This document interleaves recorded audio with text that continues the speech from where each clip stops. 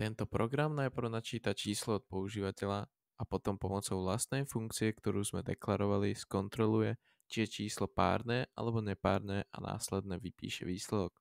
Začína sa definícia funkcie kontrola párne-nepárne, ktorá má návratový typ int a príjma jeden parameter typu int s názvom číslo. Začína sa podmienka, ktorá kontroluje, či je zadané číslo párne. Operátor percento je modulo, ktorý vráti zvyšok podelení. Ak je číslo párne, funkcia vráti hodnotu 0. Ak je číslo nepárne, funkcia vráti hodnotu 1. Začína sa definícia hlavnej funkcie main, ktorá má návratový typ int a nepríjma žiadne parametre.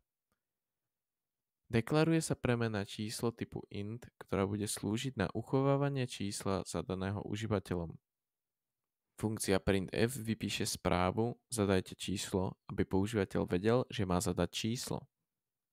Funkcia scanf načíta vstup od užívateľa a uloží ho do premennej číslo. Volá sa funkcia kontrola párne-nepárne s parametrom číslo a jej výsledok sa uloží do premennej výsledok. Začína sa podmienka, ktorá kontroluje, či je hodnota uložená v premennej výsledok rovná 0.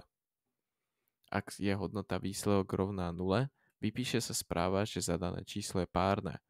Ak hodnota výsledok nie je rovná 0, začína sa blok pre nepárne čísla. Vypíše sa správa, že zadané číslo je nepárne. Funkcia main končí a vráti návratovú hodnotu 0, čím signalizuje úspešné ukončenie programu.